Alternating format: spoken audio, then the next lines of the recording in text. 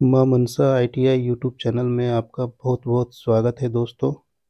अगर इस चैनल को अभी तक आपने सब्सक्राइब नहीं किया तो प्लीज़ सब्सक्राइब करके बेल आइकन को दबा दें और वीडियो अच्छा लगने पे लाइक शेयर ज़रूर करें। तो चलिए आज का वीडियो शुरू करते हैं। इलेक्ट्रीशियन ट्रेड थ्योरी के प्रथम चैप्टर के प्रथम टॉपिक से, स्कोप ऑफ इलेक्ट्रीशियन ट्रेड, अर्थात इलेक्ट्रीशियन व्यवसाय में अवसर क्या क्या हो सकता है। तो चलिए जानते हैं दोस्तों।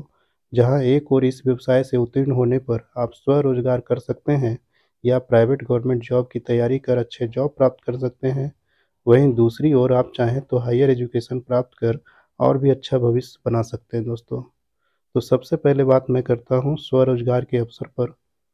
तो स्वरोजगार आपको कहां कहां मिल सकती है। तो आज के आधुनिक युग में हम लोग रोजमर्रा के जीवन में चारों तरफ वैद्युतिक उपकरणों से घिरे हुए हैं और उसका उपयोग से जहां अपना जीवन को सरल बनाया है, वहीं उसे खराब होने पर अच्छे कुशल कारीगर की आवश्यकता भी होती है जो उसकी मरम्मत कर सके।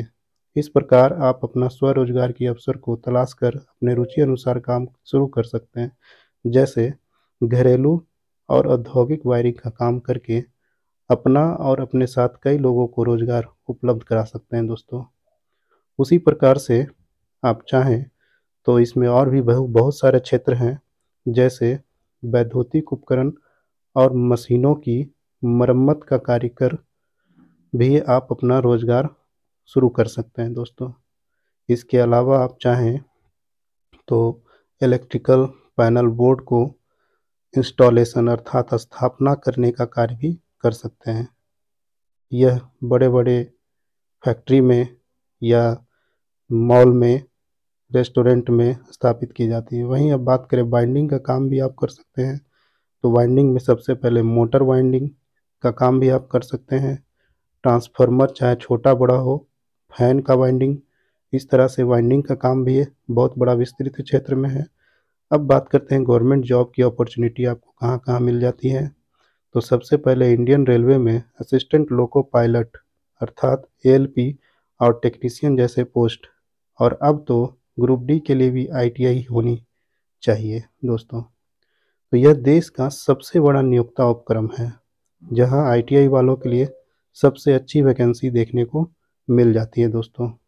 उसी तरह से स्थानीय विद्युत उत्पादन और वितरण बोर्डों में भी टेक्नीशियन ग्रेड 2 का जॉब मिल जाती है।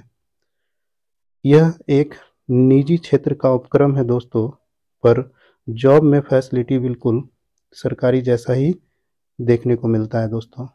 अब बात करें कि जिन्हें रक्षा मंत्रालय के अंतर्गत काम करना हो तो वो डीआरडीओ में जाकर काम कर सकते हैं, डिफेंस रिसर्च डेवलपमेंट ऑर्गेनाइजेशन में। यहाँ भी आईटीआई वालों के लिए प्रत्येक साल वैकेंसियाँ देखने को मिल जाती है दोस्तों। उसी तरह से रक्षा मंत्रालय में ऑर्डिनेंस फैक्ट्री में भी वैकेंसियाँ निकलती है आईटीआई वालों के लिए स्पेशल, जहाँ आप जाकर काम तलाश सकते हैं दोस्तों। इसी तरह अब देखा जाए तो ISRO, Indian space research organisation, यहाँ भी आईटीआई वालों के लिए वैकेंसियाँ देखने को मिलती है। अब इससे भी बड़ा विस्तृत क्षेत्र है नवरत्न और महारत्न कंपनियां जैसे भेल, NTPC, SAIL, ONGC, power grid, इन सब कंपनियों में भी आपको देखने को जॉब मिल सकती है, जो आईटीआई बेस पे बहुत अच्छी वैकेंसियां निकलती है दोस्तों। अब बात करते हैं प्राइवेट जॉब अपॉर्चुनिटी की। तो कारखानों में विद्युत से संबंधित मशीनों का संचालित करना, उसका देखभाल करना व मरम्मत का कार्य करना, यह भी एक बहुत बड़ा क्षेत्र है। सिनेमा घर, होटल, रेस्टोरेंट में स्विच ऑपरेटर या इलेक्ट्रीशियन का काम भी आप शुरू कर सकते हैं।